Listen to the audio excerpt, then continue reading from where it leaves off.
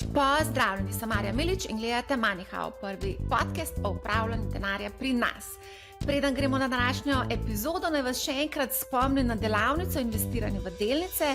Sestavljena je iz 3 modulov, vsak modul obsega več ur vsebine in vsak modul se tudi zaključi z borzno igro MoneyHow DD, ker predstavimo vse od poslovnih rezultatov, blue chipa do analiz, ki jih pripravi analitik in potem seveda tudi od pasivnega in aktivnega vlagatelja in njihovega procesa za odločanje za investicijo.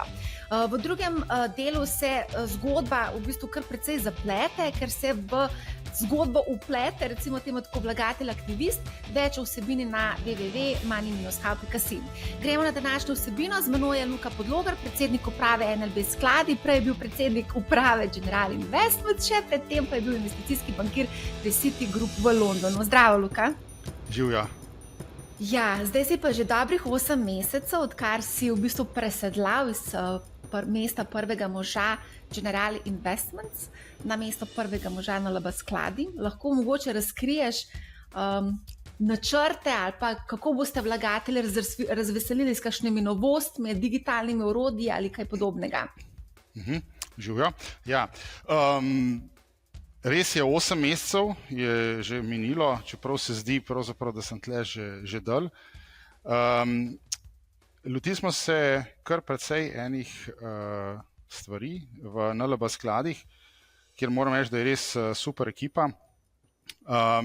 Ene te stvari so morda tiste, ki se morda naven malce manj vidijo in so povezane predvsem z digitalizacijo pa avtomatizacijo procesov pri tem našem core delu na področju samega tradinga pa upravljanja premoženja.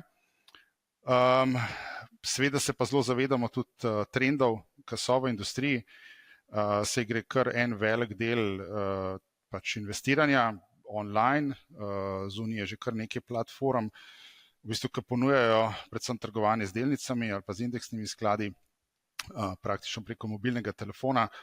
In to je tudi ena smer, v katero bo šla skupina pač NLB, definitivno. Zdaj seveda vsak bi to rad včeraj že imel, stvari ne grejo tako hitro, ampak ja, definitivno je to tudi neko področje, na katerem smo začeli delati. Poleg tega se ukvarjamo tudi z razširitvijo produktnega nabora. Zdaj v Sloveniji, kakor veš, je v zadnjih nekaj letih blazno zrastel segment alternativnih skladov. Tukaj nas do zdaj ni bilo.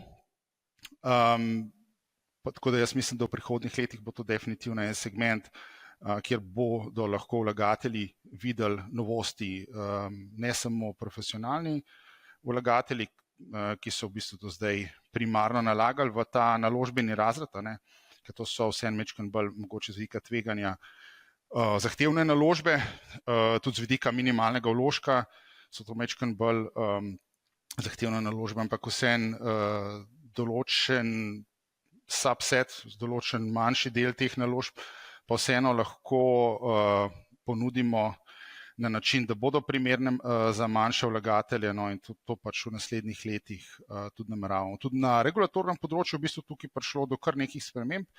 Ene so slovenske spremembe, ene so evropske spremembe, in te spremembe v bistvu bodo omogočile dejansko, da lahko tudi mali vlagatelj imel dostop do teh naložbenih razredov, ki so bili v bistvu prej rezervirani pravzaprav samo za ta velike, samo za, pokojninske sklade, zavarovalnice in tako naprej. In jaz upam, da bomo potem lahko tudi se pravi v naslednjem obdobju približali te naložbe tudi manjšim vlagateljem.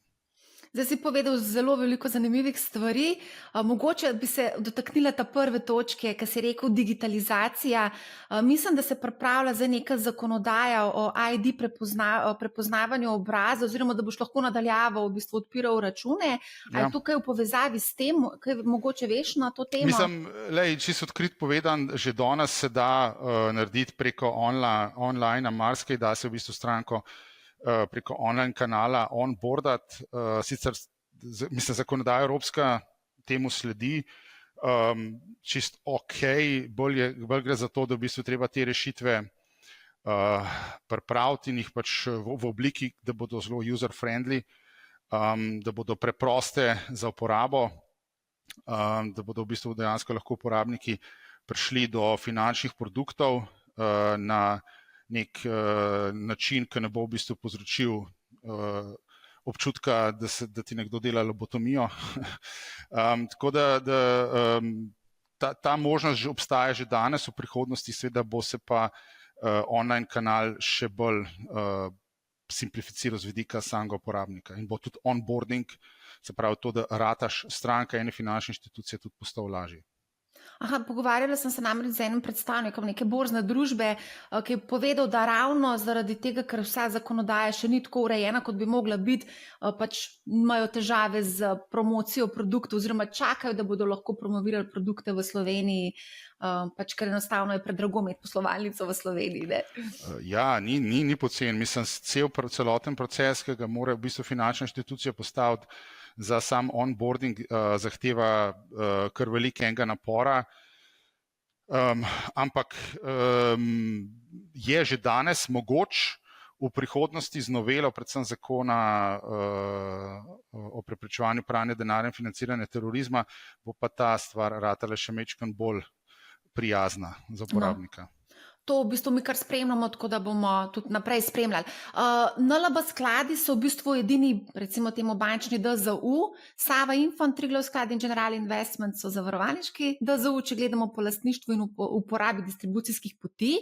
Imamo še enega novinca, nov lastnik je v igri in sicer gre za lastnika Primorskih skladov, družbo je prevzel Joc Pečečnik. Kako gledaš na splošno na panogo in pa na novinca v panogi? Ja, mislim, panoga v Sloveniji v bistvu raste zelo lepo in to na obeh področjih. Sprav mi nekako smo iz te industrije gledamo kot eno področje, recimo UCITS sklade, to so tisti, ki so namenjeni za male vlagatelje, kot drugo področje pa recimo alternativne sklade, ki so namenjeni pretežno profesionalnim vlagateljem. In dejansko lahko danes recimo v UCITS skladih je približno 4,5 milijarde evrov, kar je skoraj rekordna številka. Medtem ko rast se je dogajala tudi na alternativnih skladih, kjer, če sem prav videl, imamo približno že, to je že rahlo star podatek, z konca lanskega leta približno 0,5 milijarde sredstev zbranih. Ne? Tako da v bistvu oba dva segmenta rasteta zelo lepo. Na področju alternativnih skladov v bistvu praktično nekaj letih zrastel čisto nov player, Alfi skladi, ne, ki tudi konkurira zelo uspešno za denar profesionalnih vlagateljev. Na področju teh skladov, v katere investirajo pa predvsem mali vlagatelji, se pravi teh UCITS skladov, se pa v zadnjih recimo 10 letih konkurenca kar skrčila, bilo je kar nekaj konsolidacij v panogi. No in ena, pač v bistvu zadnja transakcija, ki se je zgodila, ja, je bil res nakup Primorskih skladov strani Joca Pečečnika. Primorski skladi so danes najmanjši DZU, ki ponuja UCITS sklade, imajo nekaj čez 50 milijonov, če se ne motim, v upravljanju. Tako da bo zanimivo videti, v bistvu, v katero smer se bo družba razvijala. Jaz mislim, da bo gospod Pečečnik sigurno prinesel veliko podjetniškega spirita v družbo in vsaj, kolikor sem videl, v bistvu napovedi, naj bi na trg lansirali morda še letos neke nove produkte. Nimam pojma kakšne, si pa predstavljam, da to utegnejo biti tudi alternativni skladi. Ker če primerjamo tako UCITS kot alternativne sklade, so vse alternativni skladi rasli, čisto statistično gledano, v zadnjem letu oziroma v zadnjih 2 letih celo bolj kot pa UCITS skladi. Ta panoga je pač usklila, ne, iz nič. Tako da ja, bo zelo zanimivo videti, no, kako se bo razvijala naprej.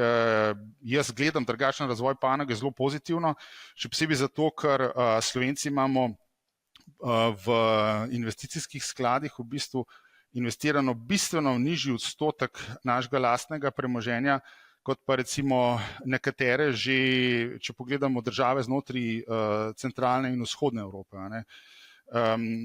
Tako da priložnosti za rast je tukaj ogromno in to se pravi prav na tem klasičnem delu UCITS skladov. Jaz mislim, da priložnost za rast je tudi na področju samega vlaganja v delnice in obveznice. ker vse skupaj, če to pogledamo, cel odstotek teh finančnih naložb v premoženje Slovencev je pravzaprav zelo nizek, tako kot sem rekel. Tukaj, zakaj nekatere države imajo te višje odstotke, po eni razlogov je več. Eden izmed razlogov, ki ga pogosto navajamo, je finančna pismenost Slovencev.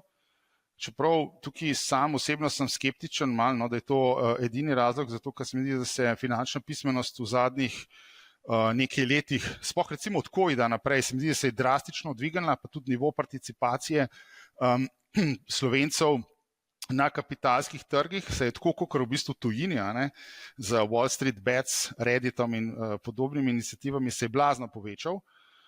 In imamo tudi mi naše majhne Wall Street Bets kanale, naprimer na Redditu, na Discordu, kjer je MoneyHow kanal zelo aktiven. Tako da tukaj je definitivno veliko pozitivnih premikov, kar se tiče finančne pismenosti. Nismo pa seveda tukaj še na nekih nivojih, ki bi bili zadovoljivi. Drug razlog, po mojem, zakaj pa imamo sam ta odstotek skladov pa delnic pa obveznic v bistvu relativno nizek v primerjavi z celotnim finančnim premoženjem, je pa zato, ker je relativno malo nekih davčnih vzpodbud za ta ownership v Sloveniji. Če pogledamo recimo že sam stopnjo davka na kapitalski dobiček, primerjamo Slovenijo ali pa našo južno sosedo Hrvaško, je tukaj grozljiva razlika. Zato, ker na Hrvaškem, če se ne motim, si brez obveznosti plačila davka po 3 letih, medtem ko v Sloveniji moraš to čakati kar eno bistveno daljše obdobje. Kar je v bistvu dosti žalosten. Druga stvar, ki pa tukaj definitivno ne pomaga, je pa pač nizek razvoj kapitalskega trga, ki pa je pravzaprav v svojem bistvu povezan s tem, da pač nimamo neke pametne pokojninske reforme, pa kakor jaz zdaj vidim, vsaj po teh zadnjih idejah Ministrstva za delo, se nam tudi neka pametna pokojninska reforma, ki bi res vplivala na kapitalski trg, niti ne obeta, žal. Jaz to trobam že kar en lep čas, da rabimo v bistvu naprimer stvari, kot so obvezna kontribucija v drugi steber, ki bo zgradila domačo finančno industrijo, ki bo lahko potem investirala v razne IPO-je, v razne alternativne sklade, v venture capital in tako naprej. Ampak če te industrije ni, pač potem ni neke akumulacije, ki bi dejansko bila to sposobna v bistvu sprožati. Zdaj sva zajadrala malo. Ja, ne, jaz se totalno strinjam s tabo, kar se te pokojninske reforme tiče, definitivno je nujno potrebna, žal pa ta vlada ima druge prioritete očitno. A greva se midva vrniti mogoče nazaj v mesec oktober, zakorakali smo v mesec oktober velja za mesec varčevanja in zdaj številni DZU-ji tudi seveda oglašujejo, da bodo v tem mesecu, da ne bodo zaračunali vstopnih stroškov. A takšne akcije dejansko pritegnejo vlagateljev k investiranju v sklade? Kako kažejo vaši podatki? Dejansko po izkušnjah ti lahko povem iz 2 različnih DZU-jev, da to deluje. Mogoče smo pred nekaj leti v bistvu DZU-ji še lahko, ne pa po mojem rečva 10 leti, zaračunali kakšne vstopne stroške, ki so bili omembe vredni. Danes je pa v bistvu teh vstopnih stroškov ali pa pomembnost vstopnih stroškov za eno družbo za upravljanje je zanemrljiva. Zaradi tega, ker večina vlagateljev čaka na te akcije, nekako se je trg navadil tega, da slej ko prej bo pač prišla akcija brez vstopnih stroškov ali pa z znižanimi vstopnimi stroški in pač vlagatelji počakajo na pač to. Tudi treba je vedeti, da te vstopni stroški niso vedno tako visoki, kot se zdi iz same dokumentacije sklada, zato ker vlagatelji pravilno, kadar investirajo malce večje zneske, potem te vstopni stroški lahko hitro začnejo kar lepo padati. Tako da ni zdaj to neka blazna omejitev po mojem, za samo vlaganje. Je pa tudi mogoče to ne toliko, mogoče so te akcije brez vstopnih stroškov predvsem neka stvar, ki spodbudi ljudi k temu, da začnejo majčkeno razmišljati o temu, da je pa treba vseeno sredstva, ki ležijo na računu, poinvestirati. In je to neka, bom rekel, nek incentiv, da vsaj začne ta miselni proces, da poskrbimo za svoje osebne finance in da se končno neham odlašati s tem, da mi sredstva ležijo na računu in da jih začnem pač pravilno razporejati sredstva, ne vem, v prave naložbene razrede, ki so primerni za mojo sposobnost prevzemanja tveganja in tako naprej. Ja. Da naredim to domačo nalogo. Ne. To je tako, kot v bistvu s hujšanjem. Enkrat se moraš odločiti in pač štartati. Ne. Tako tudi pri osebnih financah vedno rečem, sej bom jutr in pol to odlašam. Tako kot pri hujšanju. I'll start tomorrow. Ja, seveda. Ampak si po uporabu nekaj, da je treba narediti domačo nalogo, to mi skozi govorimo na MoneyHow. Mogoče, ko govoriva že o domači nalogi in pa vstopnih stroških, moramo se dotakniti tudi upravljalske provizije, ki je v bistvu najbolj boleča stvar, v bistvu, ko govorimo o stroških, ki najbolj v bistvu prizadanejo v bistvu naše premoženje oziroma tudi konec koncev donosnost. Ja. Tako da, zakaj pa recimo v DZU-ji ne propagirajo recimo znižane upravljalske provizije? A pa zakaj nimate te akcije recimo? To je po mojem dobro vprašanje. Tehnično po mojem sploh ne vem, kako bi to izvedel. Ampak sigurno mislim to, da vsi se zavedamo tega, da so pač upravljalske provizije, da imajo pač pomemben vpliv na pač končno donosnost, recimo na rok 20-30 let. Zato se pač tudi v svetu je trend, da se te upravljalske provizije pri finančnih produktih zadnjih, nekaj 10 let znižujejo. Logično. In je pa tudi treba nekaj vedeti, da pač tudi sami modeli prodaje finančnih produktov so po različnih delih sveta različni. Recimo v anglosaksonskem svetu je v bistvu način prodaje zelo vezan na finančno svetovanje, kjer v bistvu se plača sama storitev finančnega svetovanja. V kontinentalni Evropi je pa v bistvu zaračunavanje za finančno svetovanje relativno malo in se pač tisti, ki finančno svetujejo, v dosti veliki meri poslužujejo pač kompenzacije strani pač dela te upravljalske provizije, ki jo dobijo za distribucijo teh finančnih produktov. V bistvu tudi ta hip se v Evropi dogaja ena zanimiva diskusija, ki v bistvu posega na sam način distribucije skladov.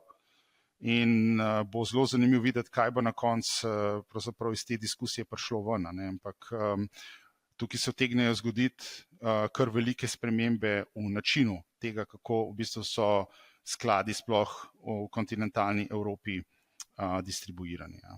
Ja, lahko mogoče malo več poveš o tem, kako se bo to spremenilo oziroma kaj se pripravlja? Dejansko jasno ni še ta hip nič, ampak predlogi, ki pa so bili, grejo v smer v bistvu benchmarkinga stroškov pri upravljanju, tako da bo v bistvu ta zgodba z upravljalskimi provizijami naj bi ratala v bistvu bistveno bolj transparentna. Pa tako je, v bistvu tukaj Slovenija niti še nima nekega takega, da rečem, bistvenega problema. Ker če pogledamo, kakšne druge države so pravzaprav te upravljalske provizije sploh bolj na vzhodu bistveno više, kot so pa recimo v Sloveniji. Res pa je, da za neko pač globalno strategijo pa pač morda v Sloveniji so vseeno za določene sklade te provizije malce više, kot pa mogoče pri določenih ostalih igralcih, ki imajo recimo obseg skladov merjen v desetinah milijard. Tako da tudi ta velikost samih skladov, ki pač jih upravljamo tukaj v Sloveniji, definitivno je povezana s tem, kakšne so pač te upravljalske provizije. Jaz mislim, da najbolj pomembna stvar je, da pač se vlagatelji tega zavedajo, da probajo pač poiskati nek optimum tukaj med tem, koliko so pač sami pripravljeni vložiti časa v to, da se bodo s temi naložbami ukvarjali, ker se mi zdi, da vedno, če iščeš če vložiš veliko truda, lahko najdeš boljši deal, absolutno. Ne. Do določene mere, ampak to po drugi strani ni primerno za vsakega vlagatelja, ne, za nekoga, recimo, ki nima veliko časa, ki ima pač svoj biznis, ki želi pač samo neko hitro storitev pa rešitev na nekem visokem nivoju, pa se pa pač zato mogoče na račun convenience, ne, pač je pripravljen sprejeti malce višjo pač upravljalsko provizijo. Vse tukaj danes vidimo itak zelo veliko trendov, če pogledamo malo, kaj se recimo dogaja na Slovenija, Fire, Redditu ali pa na Discord kanalu, ne.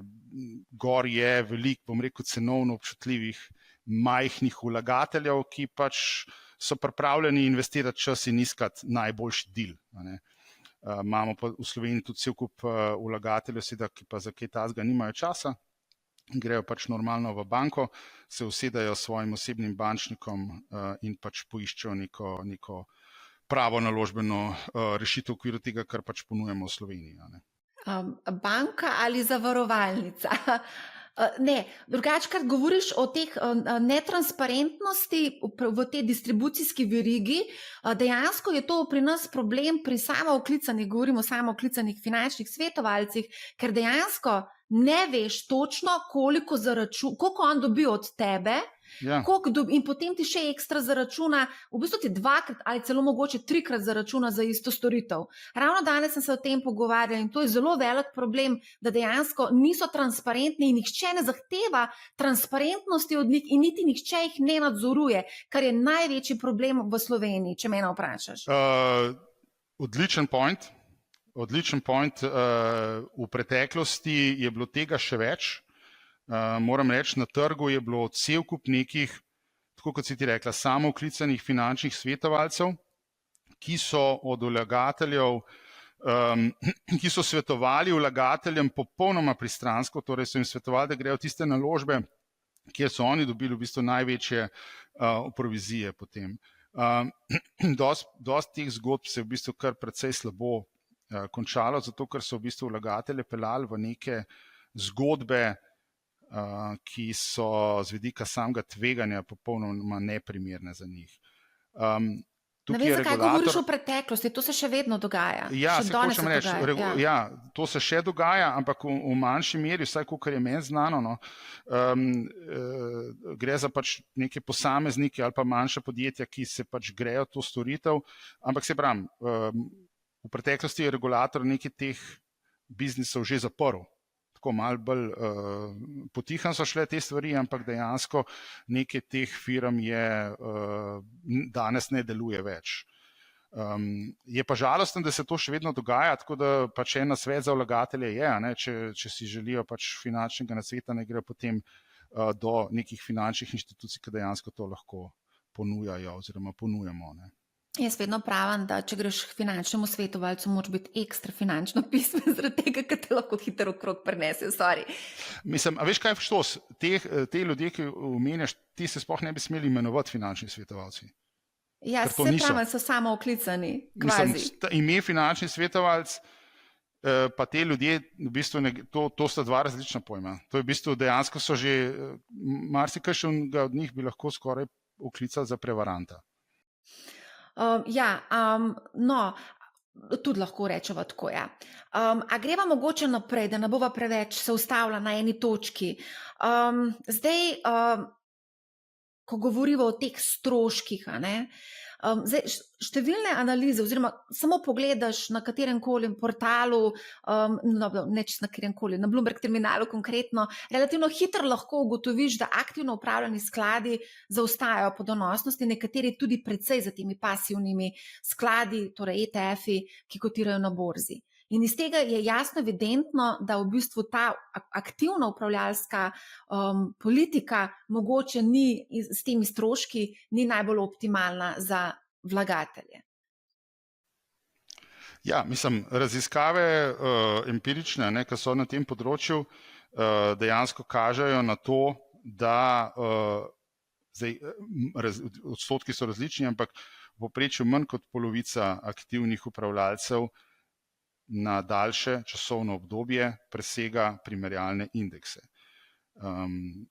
To je pač pomemben faktor, ker tisti, ki je aktivni upravljalec, ne more za svojo dejavnostjo zaslužiti za upravljalsko provizijo, ne samo zato, da pride z donosnostjo na nivo primerjalnega indeksa in potem to donosnost primerjalnega indeksa še preseči. Tako da definitivno tega ni zmožen vsak, sploh pa bolj kot podaljšujemo obdobje merjenja, manjši je ta odstotek aktivnih upravljalcev, ki ta indeks sposoben v bistvu presegati. Zdaj, ko govoriš o primerjalnih, ko govoriš o primerjalnih indeksih, kaj mene moti pri primerjalnih indeksih, ki jih uporabljajo recimo konkretno slovenski DZU-ji, da se pogosto spreminjajo, a veš, in potem težko imaš neko daljše časovno obdobje oziroma vlagatelju prezentirajo pač obdobje, ki je za njih najbolj priročno in se potem iz tega ne vidi, kakšna je dejanska. Ja, ta stvar je dejansko kar precej regulirana, kako lahko ti prikazuješ samo donosnost. Tukaj so konkretna pravila, kaj konkretno lahko pokažeš vlagatelju na grafu, ampak pa seveda vedno je vprašanje, kaj je pravi primerjalni indeks. Tako da ja, pač to je ena izmed stvari, ki jo vlagatelj mora upoštevati pri odločanju o tem, kam bo dal svoj denar. Zdaj konkretno, recimo, če se dotaknemo še NLB skladov, Kruno Abramovič, njegova zapuščina, ne vem, kaj boš ti naredil s tem, ne razkriva primerjalnih indeksov. Zakaj? Ali se bo to spremenilo? To me je zdaj padalo na pamet, sorry. Lej, to je eno izmed področji, na katerem pač delamo kar veliko interno. Jaz sem pristaš velike transparentnosti, tako da težko je sicer govoriti, kaj se bo v prihodnosti zgodilo, pa ne vem, če lahko še govorim, ampak definitivno tukaj spreminjamo kar veliko stvari. Ja. Zdaj, ko si omenjal, pač NLB skladi so po sredstvih v upravljanju absolutno največji, tle gledam ravno statistiko, tudi pred Triglav skladi, čeprav so dolga leta, ste bili tam, ne? Pa me zanima, recimo, glede na to, da imate nek vodilni položaj na trgu, tudi sama NLB banka ima, pri uvajanju recimo Ležarin je bila NLB prva, ali mogoče bi NLB skladi bili mogoče prvi, ki bi znižali stroške in pač nekako spodbudili tudi vašo konkurenco, da zniža stroške in postane v bistvu bolj privlačna naložba v vzajemni sklad za male vlagatelje? Ja, dejansko NLB skladi, pa še ena DZU. Naj ostane neimenovana. Da se lahko pač povemo. NLB skladi pa General Investments, če naredimo primerjavo, imate v povprečju med slovenskimi DZU-ji najnižje upravljalske provizije in tudi najnižjo stopnjo provizije. Tako da mi smo že v bistvu tukaj lider znotraj tega pula slovenskih DZU-jev, kar se tiče nizkih upravljalskih provizij.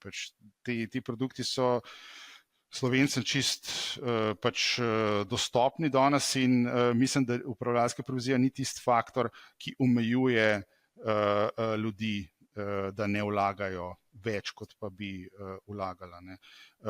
Pomembno tukaj vedeti, da ljudje pač morajo biti investirani, ne moreš biti vedno investiran v najboljšo naložbo od vsega, ker pa bi bili vsi super bogati, ampak pomembno je pa, da denar pač investaš na dolgi rok, ne da ti leži na računu, kjer ti ga pa pač pojedla inflacija, oziroma tega je že v preteklosti, ko nisi bil investiran. Tako da to bolj, kot se mi zdi, neko pač to, da gledamo,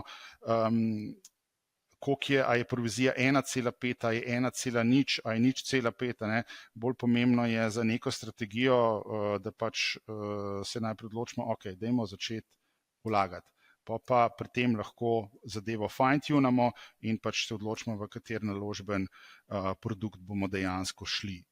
Kakor sem pa rekel, na dolgi rok je pritisk na FIE, to se dogaja že zadnjih nekaj let in jaz mislim, da bomo mi tudi kot celotna panoga pač na dolgi rok tudi s tem, ko rastemo, te provizije absolutno bili pač prisiljeni zniževati. Zdaj, jaz imam veliko idej tukaj, kaj se bo dogajalo v prihodnosti, ampak to so stvari, ki se bodo pokazale šele v naslednjih letih, ampak z vedno več online, z vedno več vlagateljev, ki želijo dostop do pač skladov online, v bistvu se bo tudi spremenila sama distribucija skladov in to bo tudi ustvarjalo neke pogoje za to, da so lahko pač provizije nižje. Ker distribucija je tisto, kar danes v bistvu v Evropi stane. Ni zdaj samo upravljanje, da stane. Upravljanje sicer ima nek določen strošek, in tukaj je pač pomembno, da smo vsi upravitelji premoženja čim bolj učinkoviti, da čim cenej delamo transakcije, da imamo čim nižje stroške depozitarja in tako naprej. Ampak ključna stvar, ki pa determinira cene v celi kontinentalni Evropi, je pa ravno distribucija. Ker če bi distributer seveda lahko zaračunal kako drugje, naprimer vlagatelju direktno za finančni nasvet, v bistvu, ki ga mu da, oziroma za ukvarjanje z vlagateljem, za vse stroške, ki so povezani s tem, da ti vstopaš v sklad, da izstopaš iz sklada, da prenašaš med skladi, da kličeš svojega finančnega svetovalca vsakih nekaj mesecev, kaj se dogaja, kaj na trgih. Mislim, vse to je danes zastonj. Če pomisliš pri vlaganju v vzajemne sklade. Nekdo pač to more tudi plačati. Ne moreš v bistvu kriti teh stroškov kar iz zraka. In danes de facto tisti, ki krijemo cel ta ustroj, smo družbe za upravljanje. Recimo, če kupaš recimo konkretno ETF, v bistvu, ko bo zadeva padla, ko bodo trgi padli 20%, pač boš mogel sam to prebaviti, ne boš mogel pač klicati enega svojega finančnega svetovalca in ga vprašati, kaj se dogaja, kaj ne naredim in pač imeti takih podobnih vprašanj. Torej, skratka, to hočem reči, ta distribucija, ki jo imamo v kontinentalni Evropi, pač nekaj stane in to se financira iz teh upravljalskih provizij. Ti si zdaj rekel, da je v bistvu vse ta finančni nasvet in vse to, da v bistvu družbe za upravljanje pokrijejo. Ampak čemu potem služi vstopni stroški, ki jih plačaš? Se jih skoraj ni. Dobar, ampak se zaračunavajo, no? Ja, se pravi, se zaračunavajo, ampak v zelo majhnem obsegu. Se pravi, če boš pogledala bilance slovenskih družb za upravljanje, to v bistvu so vstopni stroški zanemarljiva postavka. To je manj kot 10% vseh prihodkov, še manj. Za nekatere DZO-je so skoraj čisto zanemarljivi ti vstopni stroški ratali. Se pravi, se pa prihodki generirajo na podlagi upravljalske provizije in drugih produktov, ker imam pred sabo namreč tudi poslovne izkaze družb za upravljanje, a greva kar direkt na dobiček skočiti. Na LB skladi so v lanskem letu imeli 8,4 milijona evrov čisti poslovni izid, kar je za 6,4% manj kot v letu 2021, ampak največ med vsemi družbami. Ja, seveda, v letu 2022 v bistvu smo videli na kapitalskih trgih v bistvu padce, tako na delniških trgih, kot tudi na obvezniških trgih, kar pač posledično vpliva na prihodke družb za upravljanje. Zato, ker seveda naša usoda se giblje v kar veliki meri, mislim, kar se dobičkonosnosti tiče, v skladu z pač gibanjem na kapitalskih trgih. Tako da pač vpliv tega gibanja je neposreden na prihodke in posledično seveda tudi na dobiček družb za upravljanje. Kako pa letos kaže? Dobar. Letošnje leto, če pogledamo 2023, v bistvu na kapitalskih trgih je bistveno boljše kot leto 2022. V bistvu na delnicah smo lepo v zelenem, če gledamo year to date, tudi obveznice se držijo kar v redu, yieldi so visoki, vlagatelji v bistvu so v prvih 8 mesecih letošnjega leta skoraj 200 milijonov neto vplačali v slovenske vzajemne sklade, tako da v bistvu številni izmed njih se pač vračajo na trg. Na bankah imamo še vedno nekih 26 milijard evrov vlog prebivalstva in te vloge pač realno zgubljajo, in v bistvu zato se številni vlagatelji pač odločajo za druge naložbene oblike in vzajemni skladi so tukaj ena dobra opcija. Vidimo tudi kar nekaj interesa za inštrumente denarnega trga, kot so recimo zakladne menice, kar nekaj je tudi interesa za obveznice, tako da mislim, all in all lahko rečemo, da v bistvu je trg letošnje leto fin. In jaz mislim, da bo tako, če ne bo kakšnih večjih pretresov, v bistvu šlo naprej tudi nekje do konca leta. Vse se bo pa dotaknila tudi pač prihodnosti, malce v nadaljevanju. Mogoče bi pa vsem tukaj se ustavila, ker si zdaj omenjal vse to, ne? Mogoče pa vsem, kdo so sploh vlagatelji v vzajemnih skladih. Nazadnje, ko sem se s Krunotom pogovarjala, rekel, da so stari čez 50 let v povprečju. Se pravi, smo nekako ugotovili, da je to boomerska investicija, pa me zanima, kako ti gledaš na to. Zdaj tako, a ne? Vedno, ko gledamo te vlagatelje, gledamo te podatke z vidika vloženih sredstev. In če gledamo na te podatke, kar je v bistvu do določene mere popačena slika, ne? Ampak če gledamo z vidika vloženih sredstev, seveda je povprečni vlagatelj še vedno star nad 50 let, zato ker to je populacija, ki ima denar, ker je pač delovno aktivna populacija, ki je akumulirala kar nekaj denarja in seveda zdaj ta denar pravzaprav malce prepozno že, vlaga v naložbe, ki pač imajo nek višji donos, kot pa recimo depozit ali pa vloga na pogled. Tako da z vidika denarja absolutno je še vedno prevladujejo vlagatelji, ki so srednjih let. Ali pa še celo malce starejši kot vlagatelji srednjih let.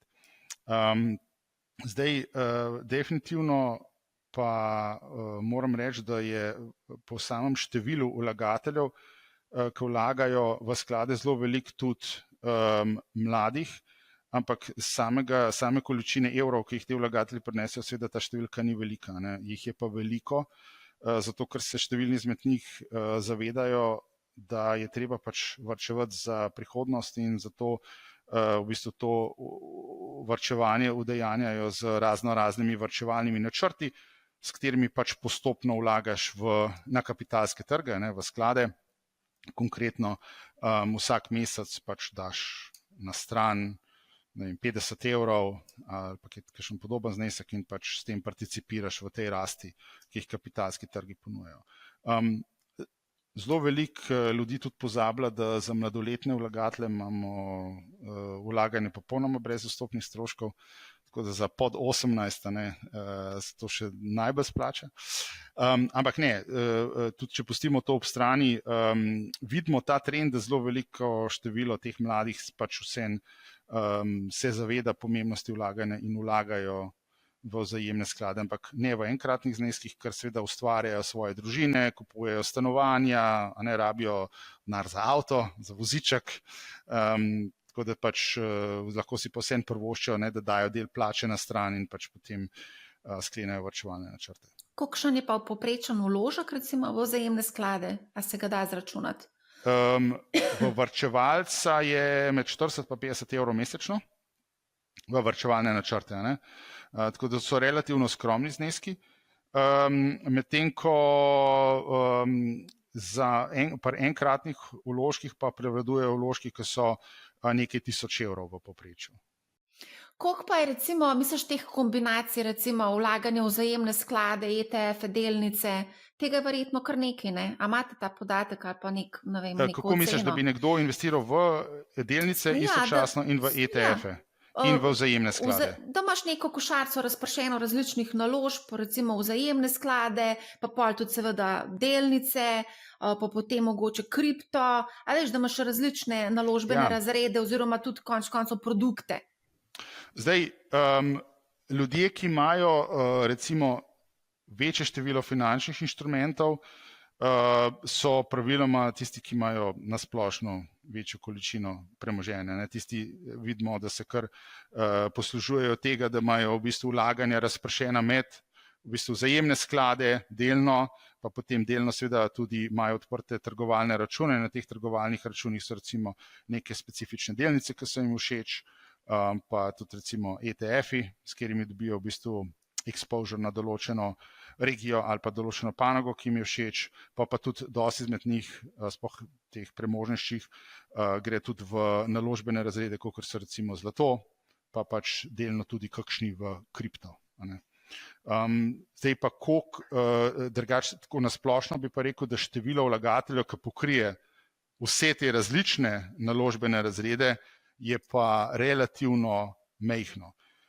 Večina izmed njih se preprosto odloča, da pač nalaga svoja sredstva v en vzajemni sklad, ki je globalno pa panožno razpršen, in to je to. Zdaj, načeloma, če imaš neke manjše zneske, v bistvu vlagaš, niti ne potrebuješ vseh teh najrazličnejših naložbenih razredov, da boš dal zdaj pa 5% v zlato, pa ne vem, 3% v kripto, pa pol mal se tukaj heca z neko razpršenostjo, z ETF-i, pa posameznimi delnicami. Za večino vlagateljev v bistvu kaj tazga niti ni potrebno, pa doskrat je to precej kompleksno, tudi, ker moraš obvladovati vse te različne naložbene razrede. Tako da večina izmed njih se pač odloča tukaj za neko enostavnost, zato pač vzamejo nek globalno razpršen, panožno razpršen vzajemni sklad in to je to. Pa v bistvu ne rabiš, mislim, ko ti spoznaš, recimo, če bi imel vzajemni sklad, pa recimo ETF na brokerju, pa relativno, zakaj bi rabo imeti globalno razpršeno košarico in na DZU-ju in na brokerju? Pa hitro prideš do neke odločitve na neki točki, da mogoče ti je cenej biti na brokerju, kot pa recimo pri DZU-ju. Seveda, lahko prideš do te odločitve, siguren, pač to je stvar osebnih preferenc, nekdo, ki je recimo, ne vem, ker zdaj tudi lahko varčevali. Recimo, ne vem, nekdo, ki ima poklic zdravnika, ki se ukvarja z zdravljenjem ljudi, mu finance niso preveč blizu, ima preferenco, da preprosto gre raje v banko in pač vloži sredstva v nek vzajemni sklad. Nekdo pa, recimo, ki pa mu je vlaganje malce tudi delno kot hobi, ker ga ta stvar zanima, bo pa pogledal zelo veliko Money-How tutorialov oziroma podcastov, poslušal, pogledal bo recimo številne YouTube videote, pa bo mogoče pač odprl račun na eni izmed mednarodnih trgovalnih platform in bo pač tam kupil ETF. Pač stvar osebne odločitve, ampak bo pač potem se tudi s tem, rečemo dnevno ali pa vsaj enkrat tedensko malo ukvarjal, pa bo malo spremljal kapitalske trge in bo mogoče tudi te naložbe kaj sam po lastni presoji prenašal. Empirično gledano, pa moram reči, vsaj iz vidika behaviorističnih financ, se pa žal te odločitve prestavljanju premoženja v povprečju končajo relativno slabo. Enkrat sem videl en podatek, recimo, da povprečni, se pravi, ne vem, rečva S&P ali pa, ne vem, gledamo ameriški delniški indeks v povprečju, recimo, ne vem, 7% ali pa 7 do 8%, odvisno katero obdobje, pa gledamo realno ali nominalno, pač neka rast, ki jo lahko pač bi pričakovali na podlagi samega gibanja indeksa, ampak ameriški mali vlagatelj je pa naredil kar precej odstotnih točk manj, ravno zaradi pač sprememb v svojem portfelju. Te spremembe pa so pač povezane seveda z napačnimi odločitvami. Tako da te odločitve so pač prepuščene posamezniku. Sam to se isto lahko zgodi pri vzajemnih skladih, ali ti lahko pokličeš pa rečeš, zdaj tole se preveč dogaja na borzi, to nisem jaz, nisem sposoben. Lahko, če se boš, absolutno se lahko zgodi, in če seveda prepustiš tukaj odločitve neki paniki, pa lastni presoji, doskrat v bistvu lahko potegneš ob napačnem času napačno odločitev. Ja. Behavioristične finance so ena zanimiva tema. Ja. A greva midva hitro naprej, če ne nava prišla do konca. Dober, davki, zdaj, kar se tiče teh krovnih skladov, to so kar nek unikum recimo v svetu investiranja, deluje kot v bistvu neka davčna oaza, to premeščanje z enega na drug konc. Zdaj, ko sem se pogovarjala z nekaterimi davčnimi strokovnjaki, so mi pa tudi povedali, da zelo malo ljudi v bistvu izkorišča ta davčni ščit. Kako je zdaj s tem? Koliko ljudi predstavljajo znotraj te oaze, znotraj tega ščita?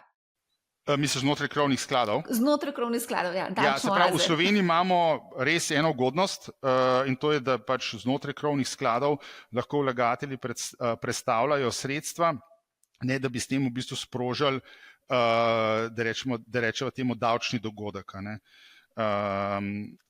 V bistvu znotraj krovnega sklada se natirajo dobički pa izgube, ki jih vlagatelj ustvari ob pač premeščanju sredstev z enega v drug podsklad. Tega prestavljanja v bistvu prav zelo veliko ni, pri nekaterih DZU-jih morda več kot pri ostalih, odvisno od same strukture strank. Se pravi, nekateri DZU-ji imajo morda malce bolj aktivne stranke, ki to same premeščajo, nekateri pa pač imamo malce manj aktivne stranke, ki pač tega premoženja ne želijo toliko predstavljati, oziroma že tako rekel, mogoče imajo že v začetku nastavljeno neko pač naložbeno strukturo teh podskladov, ali pa tudi sam enega podsklada, recimo globalno razpršenega, ki pač potem, s katerim pač pol vztraja skozi daljše časovno obdobje. Ja. V koncu koncev ne rabiš prestaviti ali pa prodati, lahko samo dokupaš in tako zbalansiraš. Dobro, to je že višja matematika. Ja, lahko. Double up.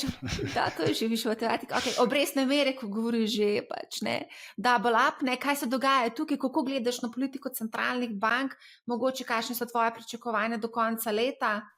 Ja, mislim, to je tema, ki je že zelo močno obdelana. Pač, zdaj smo bili v bistvu v zadnjem dobrem letu priča zelo hitrem in intenzivnem dvigu obrestnih mer, praktično v večini delov sveta, ali pa predvsem zahodnega sveta, no, Amerika, Evropa. Jaz mislim osebno, da smo blizu vrha ali pa že na vrhu samega dvigovanja obrestnih mer, v Ameriki verjetno malce bliže še celo kot pa v Evropi. Inflacija v zadnjem obdobju je padla bolj, kot pa je bilo pričakovano, in tudi v bistvu učinki višjih obrestnih mer se že čutijo kar močno v posameznih panogah. Še najbolj zanimivo je pa, da se pač tudi začenjajo čutiti pri samem potrošniku. Zdaj tukaj je cel kup faktorjev, ampak recimo nekaj zanimivih stvari. Recimo videli smo zadnji podatek v Ameriki, da se tudi trg dela malce ohlaja, kar v bistvu na nek način signalizira, da smo morda resnično skoraj da že zaključili s tem dvigovanjem obrestnih mer v Ameriki. Se pravi, ta rast ustvarjanja novih delovnih mest v bistvu se upočasnjuje. V Evropi vidimo podoben trend. Videli smo v bistvu relativno pesimistično razpoloženje pri purchasing managerjih, pri nabavnih menedžerjih v Evropi, čeprav dobro moram reči, da sploh pri industrijski proizvodnji se ta trend ratuje malce, oziroma tako bom rekel, da se spreminja malce bolj v smer optimizma, ni še optimističen področje, ampak se obrača iz bolj negativnega v manj negativnega. Ampak se pravim, pri celotni tej zgodbi, mislim tudi by the way, Nemčija je v tehnični recesiji, ampak pri celotni tej zgodbi pač nekako je treba pač videti, sploh v Ameriki, da so se stroški življenja za posameznega, mislim za povprečnega ameriškega potrošnika kar pošteno zvišala. Sploh pa imamo tukaj poleg tega še vpliv, da so se zmanjšale, v bistvu praktično so že izpuhtele tiste spodbude oziroma tisti dodatni prihranki, ki so nastali zaradi COVID spodbud. En podatek, recimo, ki je meni blazno zanimiv, če pogledamo v zadnjih 3 letih, se je strošek obroka za 30-letno stanovanjsko posojilo v Ameriki več kot podvojil. Je šel iz nekaj nad $1000 na približno $2300. Sam polog, ki ga pa more Američan dati recimo za to, da kupi stanovanje, šel pa iz $60,000 na $80,000. To je kar ena bistvena, ena močna podražitev v bistvu stroškov življenja. Tudi recimo od približno 2100 milijard, kot sem prej omenil, tistih COVID spodbud, ki jih je v bistvu ameriški potrošnik dobil, je zdaj približno 1900 milijard tega denarja že v bistvu bilo porabljenega. Tako da, To niso dobre novice za upravljalce premoženja, ker pa ostane manj prihrankov za investiranje. Oziroma manjši razpoložljiv dohodek za investiranje. Zdaj, če si rekel, da se je podvojil obrok, tudi pri nas so obroki kar precej poskočilne. Seveda. Kaj to pomeni potem za panogo ob tej inflaciji? Jaz mislim, da če pogledamo konkretno slovenske razmere, da je še toliko prostora tukaj za rast, so penetracija, tako kot sem prej na začetku povedala, finančnih produktov, kot so skladi, delnice, obveznice v celotnem finančnem premoženju Slovencev še tako nizek, da se pravi, je tukaj veliko prostora za rast. Te podatki, ki sem jih omenil, v bistvu so pomembni predvsem z tega vidika, da nam povedo, da se, vsaj tako se zdi, če ne bo kakšnih presenečenj, da nekako inflacija počasi prihaja pod kontrolo. Sigurno, zdaj jaz ne pričakujem nekega drastičnega znižanja pač obrestnih mer, ampak vsaj neka ustavitev dvigovanja, pa mislim, da se kaže na vidiku. Tako da nekako se ta cikel se zdi, ta cikel dvigovanja, da se zaključuje. Tukaj so še ostali pomembni faktori, ki pač vplivajo na to, kam se bo inflacija obrnila. V Ameriki je to gotovo zelo močna fiskalna spodbuda, ki jo vidimo v samem gospodarstvu, predvsem z temi ukrepi Bidenomicsa. Ameriški deficit je na ravni približno 8%, kar je kar veliko. Tako da in te investicije dejansko gredo, te investicije, hočem reči, poganjajo naprej ekonomijo. Tako da zdaj bo zelo zanimivo opazovati, kam se bomo torej peljali, ali bo ta inflacija, ta učinek pač visokih obrestnih mer na potrošnika pač toliko v bistvu vplival negativno na samo inflacijo, po drugi strani pa nekako je za pričakovati, da se bodo te fiskalne spodbude vseeno ohranile gospodarstvo na nekem pozitivnem nivoju, tako da ne bomo v bistvu nekako ne pričakujem, saj jaz osebno, da bi morali zaplavati v neko recesijsko območje. Sicer napoved trenutno verjetnosti recesije tam okrog 50-60%, je pa ta kazalnik zelo volatilen, pa zelo nezanesljiv, tako da pač konkretno se ne bi preveč v bistvu zanašal na to, na povedno moč v bistvu tega kazalnika. Indeks nabavnih menedžerjev kaže kar tako dosti temno, črno, pesimistično sliko. Ampak manj črno, kot je bilo par mesecev nazaj. To je v bistvu pomembno vedeti. Dejansko ta indeks, mogoče se poslušalce mora povedati, da je, če je pod 50, pomeni to neko negativno nastrojenost nabavnih menedžerjev, če pa nad 50, pa neko pozitivno. Zdaj smo še vedno na nivojih, ki je pod 50, ampak smo šli nekje recimo tam iz 46 proti 49, tako da se približujemo tej 50-ki. Tudi zelo zanimiv je, da je sam cikl nabav se reštartal, kar jaz mislim, da bo zelo pozitivno vplivalo vsaj na tiste early cycle industrials. Tako da neki pozitivni obeti tukaj so. Definitivno, ki kažejo na to, da smo morda šli čez tisti najbolj gloomy del, ki se je v bistvu zgodil v ekonomiji zaradi vpliva visokih obrestnih mer. Zdaj, ko meniš gloomy september, imeli smo zadnje 3 mesece je bilo kar rdeče obarvano, je bilo kar krvava borza, krvavo rdeče obarvana borza. Drugače, če gledava pa polletne, oziroma year to date, se pravi v letošnjem letu. Year to date smo pa travnato zeleni, ne? Vsi, no. Dow Jones je rahlo rdeč, no. Mislim, generalno smo pa zeleni. Year to date smo kar lepo zeleni, vedno pride v določenih obdobjih, če gledamo zelo na kratek rok do rdečih številk, ampak nič hudega. Kaj bi rekel na Wall Street Bets, bi rekel buy the dip.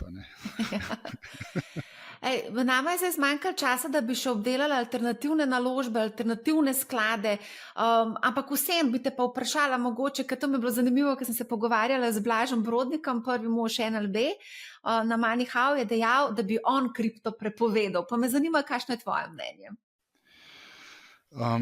Mislim, jaz osebno nisem fan kripto naložb, absolutno ne, zato ker se mi zdi, da tukaj ne razumem, kaj tukaj je nek cash flow generation od zadaj. Mislim, ga ni. Tako da, kot rečeno, nisem fan tega, sem pa definitivno fan same tehnologije, zato ker že vidimo v praksi, sploh recimo v finančni industriji, da se blockchain tehnologija zelo lepo pač uporablja za določene zadeve, pa imamo tudi v Sloveniji ene startupe, zelo zanimive, recimo z področja logistike, ki so naredili fantastičen uspeh s pomočjo same blockchain tehnologije. Tako da zame recimo, če že vlagatelji gledajo pač recimo kripto kot naložbeni razred, bi pač jih jaz res tukaj pozoril, da naj bodo maksimalno previdni, pa da naj ne nalagajo prevelike količine premoženja v to, ali pa da kakšni so pravzaprav 100% poinvestirani v ta asset class. To se meni definitivno ne zdi pametno, ker je pač zelo volatilen. Po drugi strani pa ena zelo, taka, če pogledamo čisto matematično, kaj res dobim, če vlagam v kripto? Dobim kakšno diverzifikacijo mojega portfelja? Ne dobim. De facto ne dobim.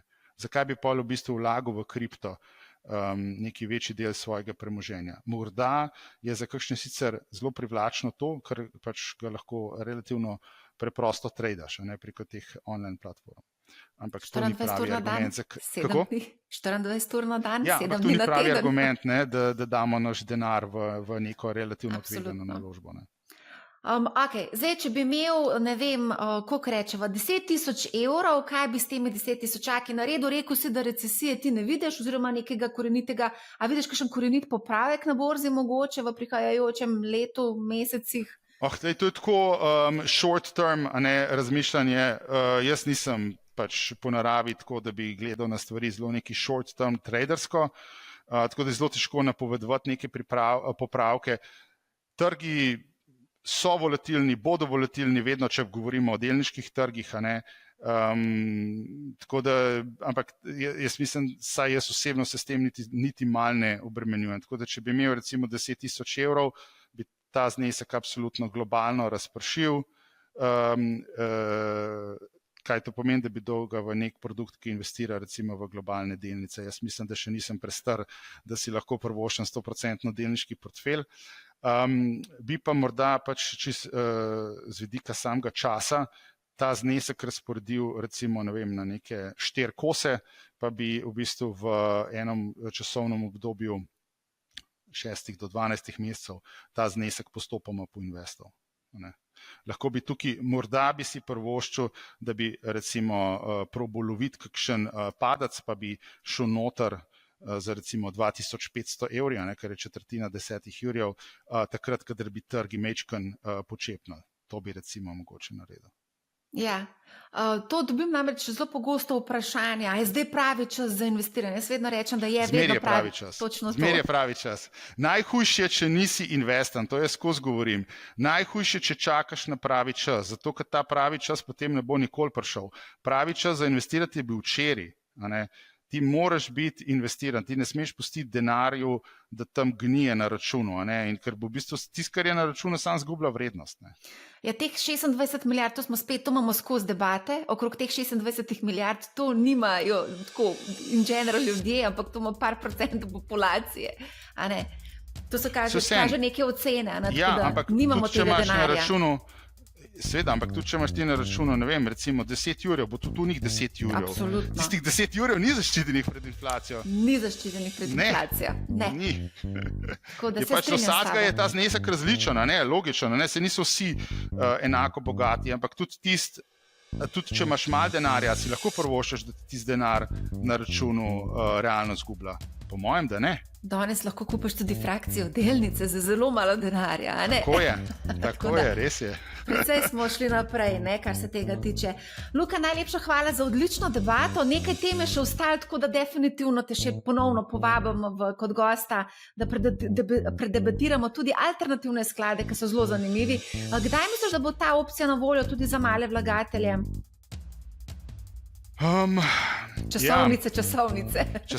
Časovnice. Jaz osebno upam, da v 2024, najkasneje 2025. No, bomo videli. Te vladi si časovnice niso dobro obnesle, upam, da se bojo tebi. Bom se zelo trudil, absolutno. Super, hvala. Najlepša hvala, da ste spremljali to debato. Poslušajte Money How, ne bo vam žal in lep pozdrav.